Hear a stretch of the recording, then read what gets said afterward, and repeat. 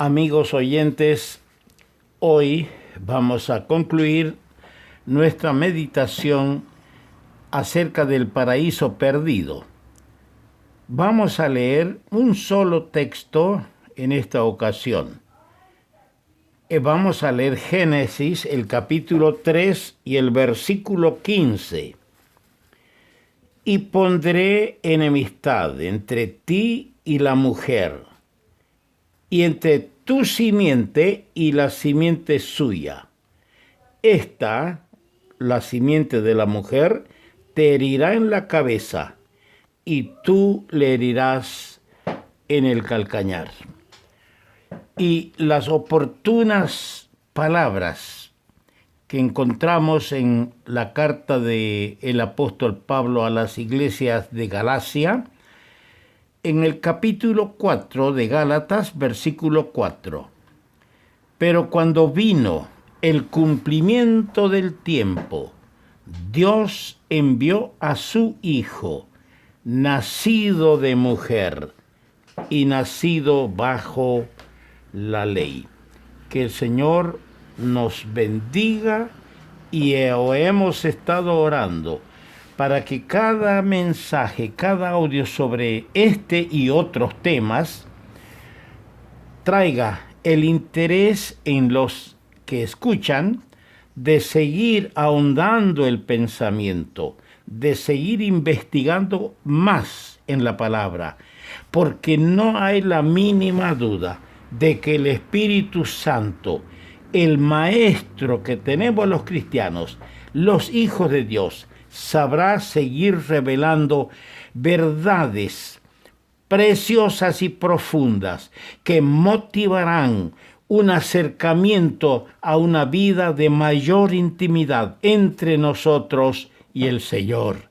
Y no solamente a una vida para que le conozcamos en la intimidad al Señor, sino también para que incentive en nosotros el deseo de servirle, el deseo de vivir vidas realmente revividas, sacadas de la muerte a la vida, de las tinieblas a la luz. Decíamos que vamos a considerar este versículo. Hemos analizado muchos detalles sobre la pérdida del paraíso, pero dijimos que aquel día, cuando el hombre cayó y se hundió en el pecado, al extremo de escapar y huir de Dios, aquel día, cuando Dios lo llamó para enfrentarle y hacerle ver el mal que él a sí mismo se hizo, el hombre, Dios permitió y ofreció la dulce promesa. Aquella noche oscura, esa dulce promesa brilló cual una estrella de esperanza.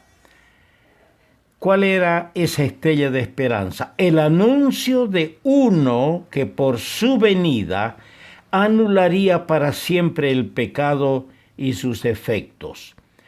Bueno es que hemos analizado y analicemos aún que el Señor inmediatamente, cuando el hombre cayó y manifestó que había sido engañado, entonces Dios, la primera cosa que hizo fue traer la sentencia sobre la serpiente.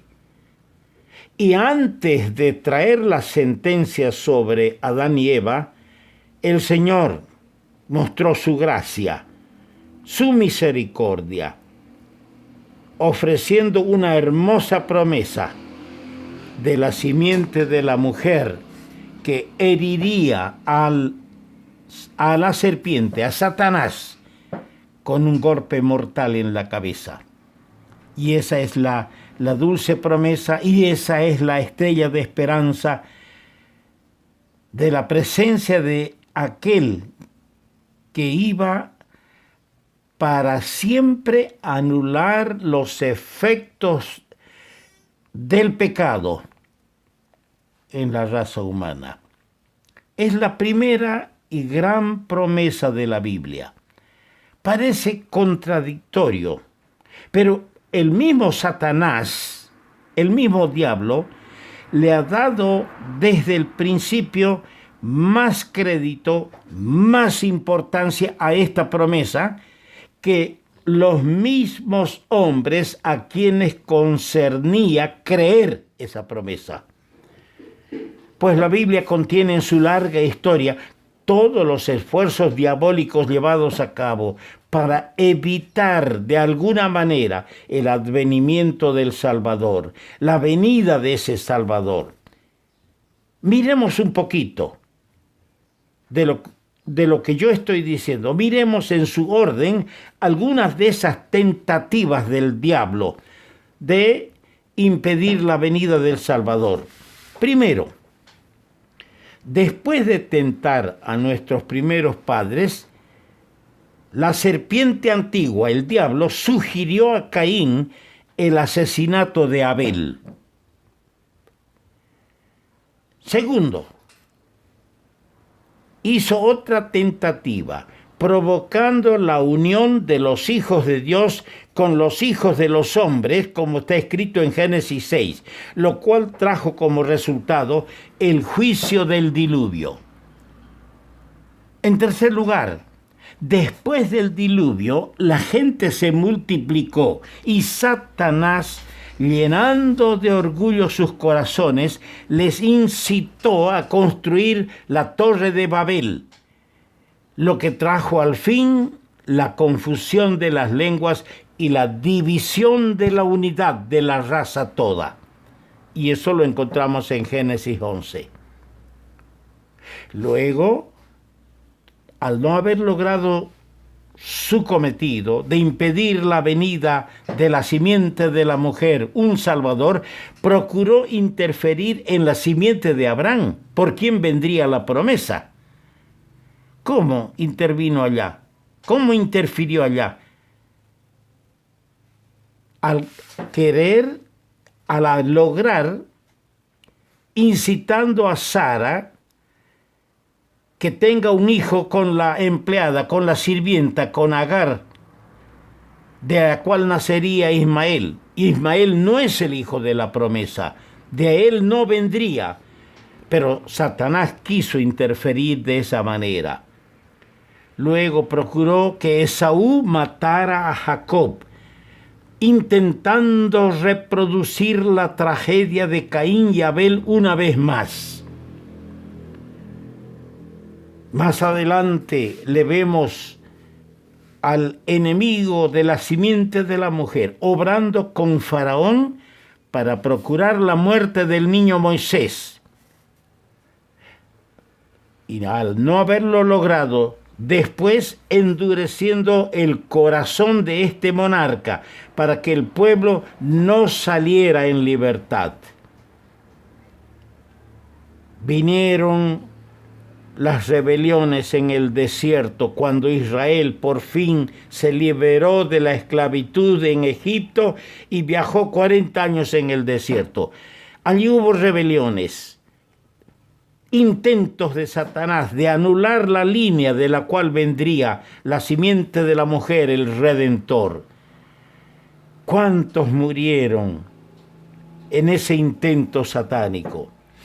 El diablo procuró después destruir toda la simiente real, que quedó al punto reducida a un solo niño, Joás, a quien la perversa Atalía intentó matar, y a quien su tío Joiada y su esposa ocultaron en los sagrados aposentos del templo. Y la historia la pueden leer en el segundo libro de las Crónicas, capítulo 22. ¿Qué diremos después de la triste historia de idolatría en que cayó y se sumió Israel? Y el posterior cautiverio sufrido por ese pueblo del cual vendría el Redentor, los juicios de Dios que cayeron por sus pecados y el castigo de los pueblos que los afligieron hasta que llegamos al advenimiento del Salvador. Pero qué historial tenemos en cuanto al advenimiento del Salvador. Desde la cuna en Belén hasta el madero en el Gólgota. Desde el desierto, desde el decreto de Herodes, que mandó matar los niños inocentes. La tentación en el desierto, la tentativa criminal de los de Nazaret, como hallamos en Lucas capítulo 4, intentos por quitarle la vida. Y la Biblia, la palabra de Dios dice, no había llegado aún su hora. Vemos todo un largo esfuerzo de Satanás para evitar el cumplimiento de Génesis capítulo 3, versículo 15. La serpiente siempre hirió a la simiente de la mujer en el calcañar. Todo por evitar el cumplimiento de la dulce promesa que tenemos aquí en Génesis capítulo 3, versículo 15. Es decir, evitar el día cuando con el advenimiento del Salvador sería la serpiente herida por el Redentor al morir y resucitar, quitándole a la antigua serpiente Satanás el imperio de la muerte. Pero el Salvador infringió la herida mortal a Satanás en la cabeza. En este caso, nuestro Redentor infringió esa herida porque Él era de la simiente de la mujer. Llegado el cumplimiento del tiempo, Dios envió a su Hijo nacido de mujer. Interesante, nacido de mujer, pero no por engendro de hombre, porque era obra del Espíritu Santo. Esa obra de destruir a Satanás se llevó a cabo en el Gólgota. Fue vencido al fin por la muerte y luego la resurrección de Cristo. Pero ahora continúa el conflicto con la iglesia. Después que la iglesia sea arrebatada y a pesar de toda la obra que el diablo realiza y va a realizar también durante la gran tribulación, este enemigo antiguo, esta serpiente antigua, será atado mientras Cristo reine por 1000 años en la tierra y será suelto por un poco de tiempo para luego ser lanzado definitivamente en el lago de fuego, como dice en Apocalipsis capítulo 20, versículos 7 al 10. Gracias a Dios por su don inefable. Gracias al Señor que tenemos ese maravilloso Salvador, que tiene todo el poder y nos da el poder para luchar contra las huestes de estas potestades que saben que poco tiempo tienen y están desesperados por querer anular la obra de Dios en nuestras vidas, la obra de Dios en todo sentido, ya que ha sido vencido por la muerte y la resurrección del Señor.